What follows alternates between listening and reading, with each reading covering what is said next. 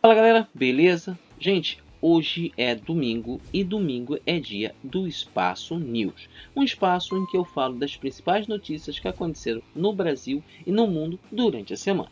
E a gente vai começar com a triste notícia do falecimento do ator Chadwick Boseman, que faz o papel do Pantera Negra nos filmes do universo cinematográfico da Marvel.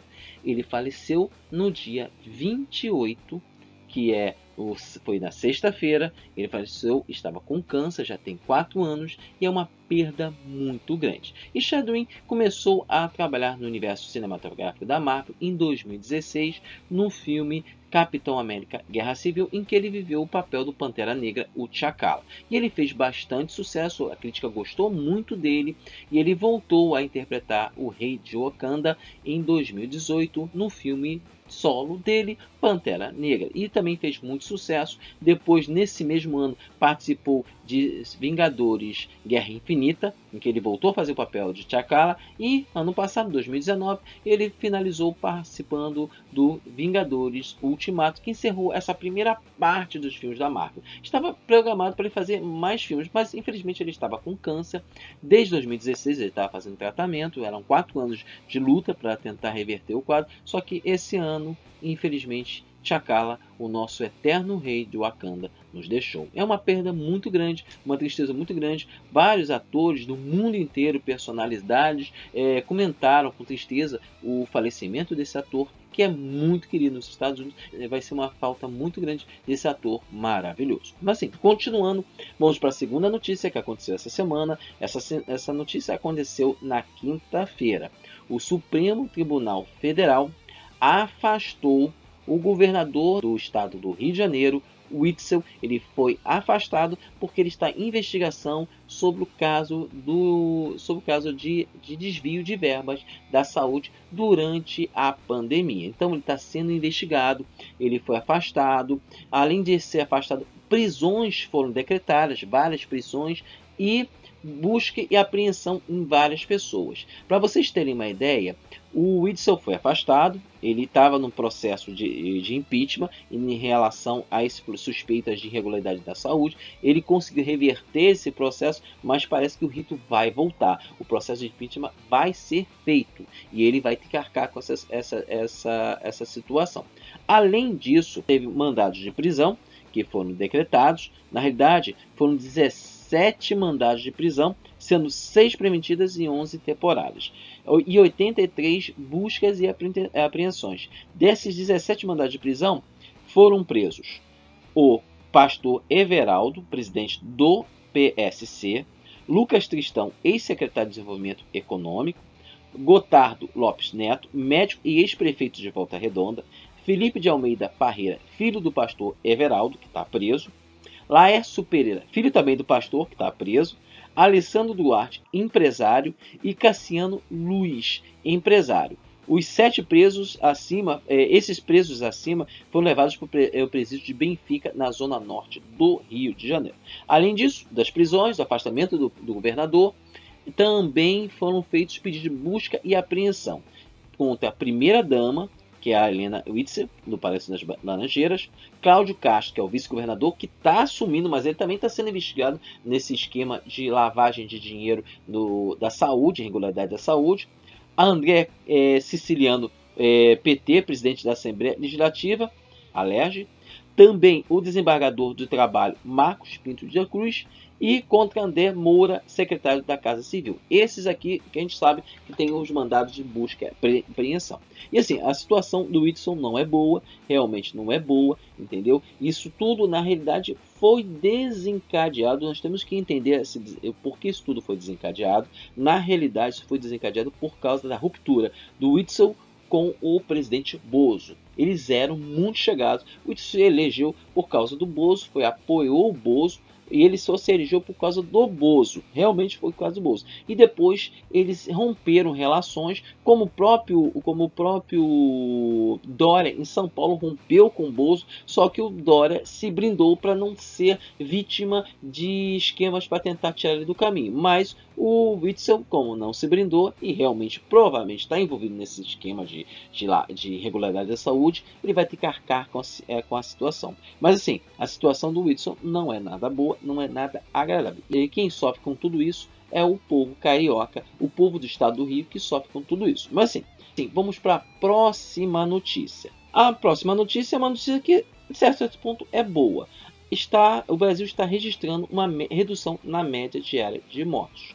Aqui no Brasil, pela pandemia. Desde maio desse ano, a média de mortos semanal estava em mais de 1.000 mortos por dia, chegando quase a 2.000. Então, a média reduziu. Nas últimas 3 semanas, ela tem reduzindo a média diária e hoje está registrando uma média de 889 mortos durante em período de 7 dias. Então, está reduzindo. O número de contaminados também está reduzindo. Hoje, quer dizer, a noite de ontem foi registrado, o país teve está com um total de 120.498 óbitos por causa dessa pandemia. E 3.846.965 diagnosticados com essa doença. Sim, o número de mortos está diminuindo, realmente está diminuindo, mas a gente não deve assim comemorar antes da hora. A notícia é boa, mas a gente não deve comemorar. Por quê? Porque se afrouxar, porque o que acontece no Brasil quando essas notícias começam a circular, aí o brasileiro começa a afrouxar, começa a sair sem máscara na rua, começa a fazer aglomeração, porque a aglomeração está tendo. Esse número só não está menor porque o brasileiro não respeita. E o próprio governo federal não investe para tentar mudar isso, para tentar, no caso, fazer com que essa média caia mais ainda. A gente está desde maio até o início de agosto, com a média de mais de 1.000 mortos, com um número de contaminados alto. Um país onde essa média é mais alta, só não é mais alta que a dos Estados Unidos. Os Estados Unidos é o país que tem mais mortes, mais índices de contaminados, é nos Estados Unidos. O Brasil logo em seguida. Isso porque no Brasil não se faz a testagem de forma adequada e se coloca pessoas que tenham morrido pela pandemia como outro tipo de morte. Então a gente não deve comemorar antes da hora. Mas essa notícia é boa, é uma notícia que mostra que há uma luz no final do túnel, entendeu? Há uma luz no final do túnel. Se o próprio governo federal ajudasse, se o governo Bozo ajudasse, talvez essa média pudesse ser muito mais baixa, nós estaríamos numa situação muito melhor. Mas a gente não deve de forma nenhuma se descuidar, principalmente por causa da questão da pessoa poder se contaminar novamente, por causa da variedade, de uma segunda variedade do vírus que está correndo aí por aí, entendeu? Então a gente tem que tomar muito cuidado, ver isso com prudência, ver esse caso de redução com prudência e continuar mantendo os cuidados, sair na rua só se necessidade, só se você precisar realmente trabalhar, de máscara, usar álcool gel, não fazer aglomeração, ter o maior cuidado possível, entendeu? Para a gente não voltar para uma segunda onda de contaminação, para a gente evitar o máximo isso. Evitando isso, a gente consegue segurar essa pandemia, entendeu? Isso é muito, muito importante. Mas continuando, vamos para a próxima notícia. A próxima notícia é uma notícia que desanima um pouco. Nós todos sabemos do caso da menina de 10 anos que foi engravidada pelo tio. Ela tinha o direito de estar fazendo um aborto legal e essa situação foi meio complicada porque o hospital onde ela foi para fazer isso no próprio estado dela, que é no Espírito Santo, não fez o aborto porque os médicos falaram que não queriam fazer, por causa de questões éticas, não queriam fazer. Ela foi obrigada a ir a Recife para fazer o aborto. E lá houve toda uma questão da Sarah Winter e de alguns grupos religiosos que tentaram barrar, chamando a menina de assassina, sendo que é um direito legal dela, porque ela é uma menina de 10 anos, e ela não poderia levar a cargo uma gravidez de um estupro e uma gravidez que é de risco. Então, ela tinha o direito de fazer o aborto ela conseguiu fazer o aborto. Devido ao nome dela ter sido revelado, ela está no programa de proteção a testemunhas. Ela vai ter o nome trocado, ela vai estar sendo levada, a família dela está sendo levada daquele lugar para um novo lugar, para que ela possa viver uma vida melhor. Mas assim, isso tudo fez com que o governo federal, o Ministério da Saúde, em que nós temos um ministro interino, mudasse as regras sobre o aborto legal. Agora, para a pessoa que tem o direito de fazer o aborto legal, que no caso são mulheres que sofreram estupro, no caso as mulheres que têm uma gravidez de alto risco, ou a mulheres que o feto é um feto acefálico, que não tem formação de cérebro, são fetos assim, tem o direito de fazer o aborto. Só que agora o Ministério da Saúde colocou novas regras que obriga os médicos a avisar a polícia sobre o pedido de estupro. Além disso, os médicos têm que mostrar para a paciente, para a vítima que foi do estupro, ou que está principalmente de estupro, que a foto do feto, para que ela decida se ela quer fazer ou não. Na realidade, isso é um retrocesso gigantesco, que a mulher que já sofreu um estupro, uma violência desse tipo, ser obrigada a passar por mais uma violência, que no caso é um constrangimento. O médico tem que avisar a polícia, o médico ser obrigado a mostrar a foto do feto dela, da ultrassom do feto, para que ela mude de ideia. Como uma pessoa que sofreu violência vai ter capacidade de cuidar de uma criança que é fruto de uma violência de ódio? Não tem como, não, é pedir demais. É pedir demais. Uma coisa que é direito é assegurado por uma lei. Agora, mudar nos 45 do segundo tempo, porque nós sabemos questões ideológicas do governo do Bozo, que na realidade é um governo que não preza a vida, não preza ninguém. É só por questões de falso moralismo, porque nós todos sabemos que as filhinhas das pessoas que são muito ricas têm as clínicas especiais delas, que são bonitinhas, que eles ali fazem os abortos. E são abortos que na realidade não tem nada a ver com violência sexual. São simplesmente abortos porque a filhinha do fulano de tal engravidou, e aí como ele tem dinheiro, não quer que a filha tenha essa gravidez, então paga para ela fazer o aborto. Olha só, eles podem, quem é rico pode, né? Agora, uma pessoa que sofreu um abuso sexual ser obrigada a passar por esse constrangimento, tenho certeza que essa nova portaria, as novas regras vão ser abolidas, vão ser revistas. O próprio Congresso vai dar um jeito, ou o Supremo Tribunal Federal vai dar um jeito de rever isso, porque isso é uma grande sacanagem. É uma grandíssima sacanagem mesmo, entendeu? Bem, galera, vamos comentar a última notícia que foi destaque nessa semana, que é o final da convenção republicana nos Estados Unidos.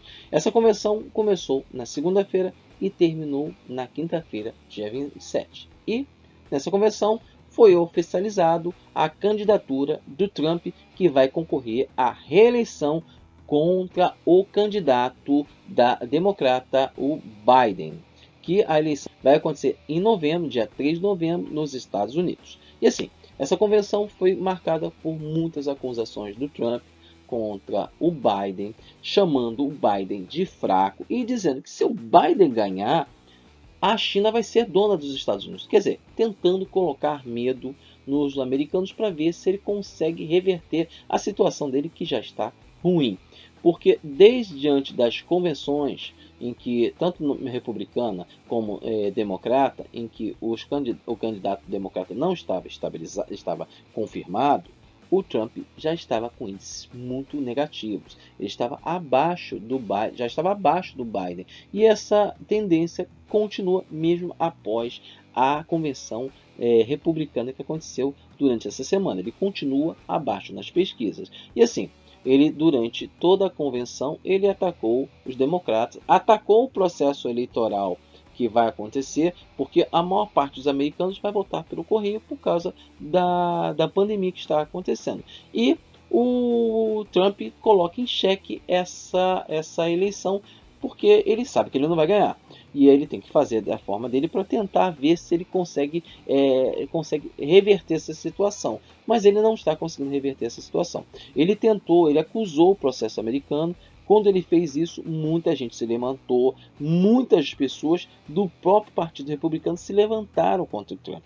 Hoje, o Partido Republicano que está apoiando o Trump é dito como partido do Trump e não mais republicano, para você ver como a situação nos Estados Unidos está bem complicada. O Trump, de certa forma, é muito parecido com o Bolsonaro aqui no Brasil. São duas pessoas de extrema direita, total extrema direita. A única diferença é que nos Estados Unidos existe um conjunto de leis que é muito obedecida e o Trump não tem como burlar isso, não tem como se tornar um ditador nos Estados Unidos, porque as próprias leis não permitem isso. Mas ele está tentando de todas as formas possíveis e imaginárias tentar se segurar na cadeira. Para nós brasileiros, ele não ganhando é muito positivo, porque o Bozo perde um dos seus principais apoiadores.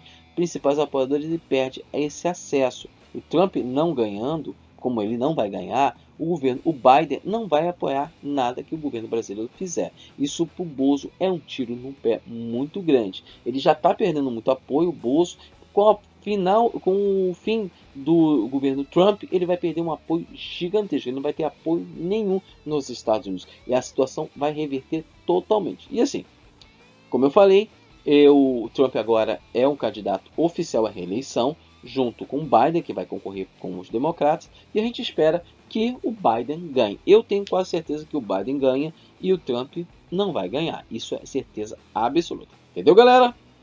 Bem, galera, o vídeo de hoje é o vídeo do Espaço News. Hoje eu falei das principais notícias que aconteceram no Brasil e no mundo e que foram destaque. Entendeu, gente? Bem, galera, o vídeo de hoje é o vídeo do Espaço News. Amanhã vai ter um vídeo super legal do Espaço Tech. Então, até amanhã. Tchau!